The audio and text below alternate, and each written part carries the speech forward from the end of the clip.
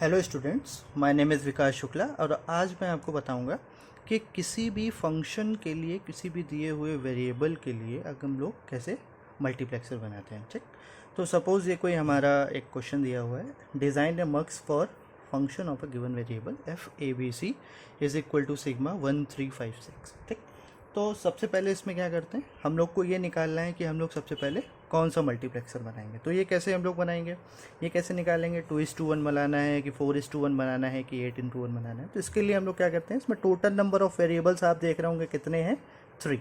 ठीक, total number of variables जितने होते हैं, ठीक, उनमें हम लोग क्या करते हैं, एक माइनस कर देते हैं। तो हमको क्या मिला, यहाँ पे 2 मिल गए। ये क्या होंगी, आपकी सिलेक्शन लाइन्स हो जाती हैं। ठीक, ये क्या होती हैं, आपकी सिलेक्शन लाइन्स। ठीक, जितनी सिलेक्शन लाइन्स होती हैं उनको हम 2 के पावर में लिख देते हैं, वो क्या होते हैं, आपके इनपुट्स हो जाते हैं।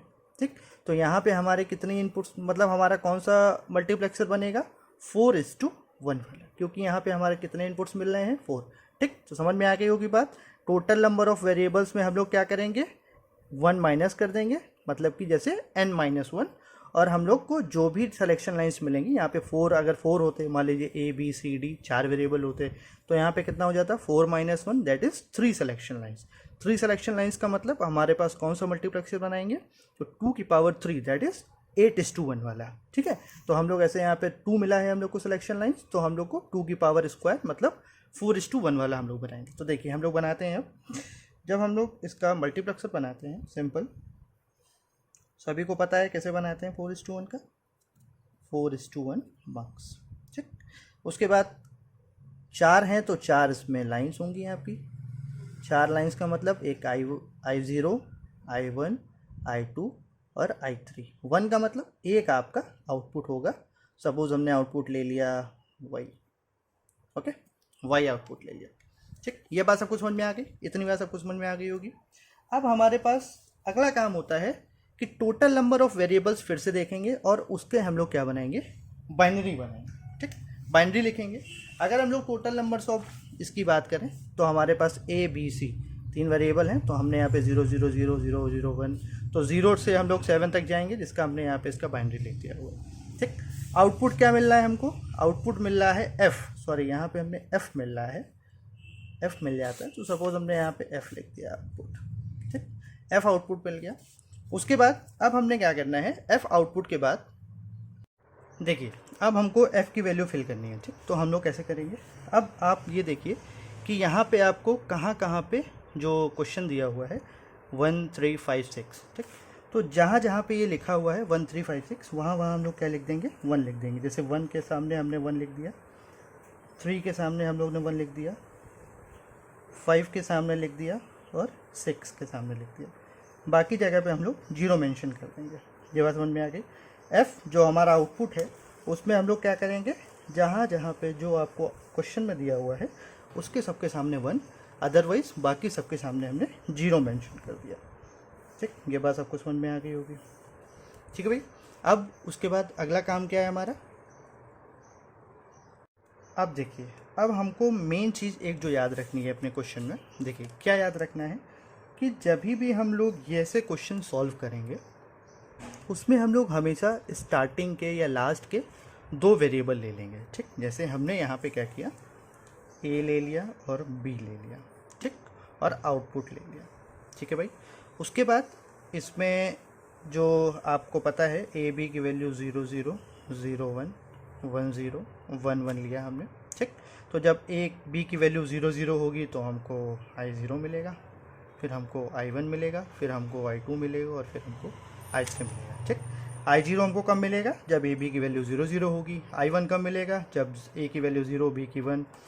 I2 कब मिलेगा, जब A की वैल्यू 1 होगी B की वैल्यू 0 होगी। I3 कब मिलेगा, जब दोनों की वैल्यू 1 1 होगी। ठीक, ये बात आपको समझ में आ गई।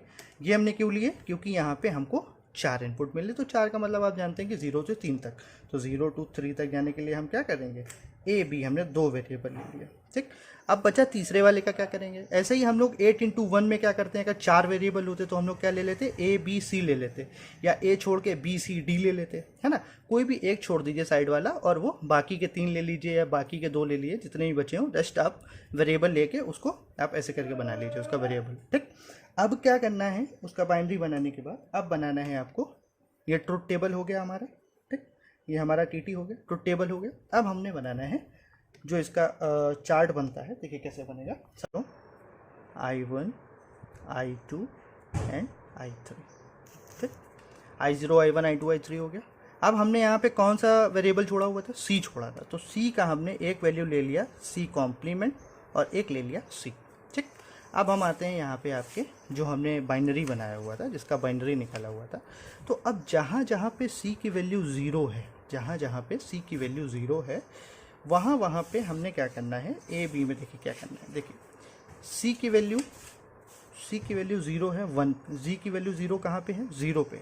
तो आपको पता है कि हम लोग इसमें जो DLD में जब भी कोई 0 की बात होती है तो हम लोग उसको कॉम्प्लीमेंट लिखते हैं, और 1 की बात होती है तो हम लोग उसको नॉर्मल लिखते हैं, ठीक। तो जहाँ जहाँ 0 वहाँ C कॉम्प्लीमेंट, जहाँ जहाँ 1 वहाँ C नॉर्मल लिखते हैं, ठीक। F होता तो F लिखते हैं, D होता तो D, मतलब नॉर्मल फॉर्म लिखनी होती है उसकी। अब देखिए यहाँ पे 0 हमको कहाँ पे मिल रहा है, 0 पे, तो हमने यहाँ पे क्या लिख दिया, C डैश पे I0 पे हमने क्या लिख दिया, 0 लिख दिया। फिर उसके बाद 1 मिल रहा है कहाँ पे, 1 पे मिल रहा है, ठीक। तो अब हमने क्या करना है, ठीक है। तो अब देखिए जहाँ जहाँ पे 0 है वहाँ पे 0 लिख देंगे, जहाँ जहाँ पे 1 है वहाँ पे 1 लिख देंगे। देखिए 0 कहाँ पे है, 0 पे, I0 पे हमको 0 मिल रहा था, तो यहाँ पे हमने क्या लिख दिया, 0 लिख दिया। अब उसके बाद फिर देखिए, अब यहाँ पे हमने क्या करना है, ये हमको कहाँ पे मिल रहा है, 2 पे, I2 पे मिल रहा है हमको क्या, I2 पे हमको मिल रहा है 0, ठीक है, मतलब 0 मतलब यहाँ पे मिलेगा, तो हमने क्या लिख दिया, ठीक। तो अब हमने क्या करना है, अब इस टेबल को बनाना है, ठीक। तो अब हमने क्या किया, C की वैल्यू जहाँ जहाँ पे 0 है वहाँ पे हमको लिखते जाना है। तो देखिए C की वैल्यू हमारी कहाँ कहाँ 0 है, 0 पे 0 है, तो हमने पहले 0 लिख दिया। फिर C की वैल्यू अब यहाँ पे 0 क्या है, 2, तो हमने यहाँ पे 2 लिख दिया। जहाँ जहाँ पे 0 होगा वहाँ पे वो इस वाली लाइन पे लिखेंगे, जहाँ जहाँ पे 1 होगा वो इस वाली रो पे लिखेंगे। उसके बाद कहाँ पे है आपका, 4 पे और फिर 6 पे, तो 0 2 4 6 हो गया, ठीक। अब देखिए 1 कहाँ कहाँ पे है, 1 3 5 7, तो हमको कहाँ कहाँ पे मिल रहा है, 1 3 5 और 7 पे मिल रहा है, ठीक। ये बात सबको समझ में आ गई, 0 2 4 6 1 3 5 7, ठीक। अब देखिए, अब ठीक है, तो अब हमने क्या करना है कि जहाँ जहाँ पे हमको ये क्वेश्चन दिया हुआ था 1 3 5 6, तो वहाँ 1 3 5 6 को हम क्या करेंगे, सर्कल कर देंगे।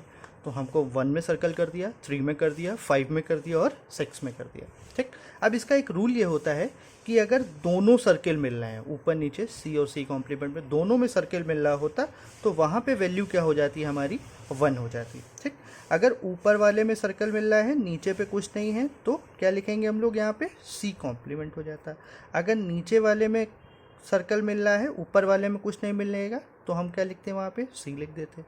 और अगर दोनों में कुछ नहीं मिल रहा है तो वहाँ पे क्या हो जाता है, हमारा 0 हो जाता है, ठीक। अगर दोनों में कुछ नहीं तो 0, नीचे वाले पे अगर मिल रहा होता तो हम यहाँ पे C लिख देते, ऊपर वाले में सर्कल तो C कॉम्प्लीमेंट, दोनों में सर्कल तो 1, ठीक। अब देखिए यहाँ पे आते हैं हम लोग, नीचे वाले पे मिल रहा है तो हमने C लिख दिया, नीचे वाले पे मिल रहा है तो हमने C लिख दिया, नीचे वाले में मिल रहा है तो हमने C लिख दिया, ऊपर वाले में मिल रहा है तो हमने C कॉम्प्लीमेंट लिख दिया। तो हमको आंसर मिला C C C और C कॉम्प्लीमेंट। तो अब हमने क्या करना है, यहाँ पे C लेना है, ठीक। C से हमको क्या करना है, इसको ऐड ऑन कर देना है।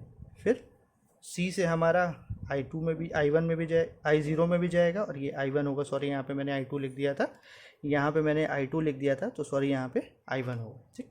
तो अब क्या करेंगे, C से पहले हम लोग I0 पे गए, क्योंकि यहाँ पे C मिला I0 पे, I1 पे C, तो C से I1 मिल गया।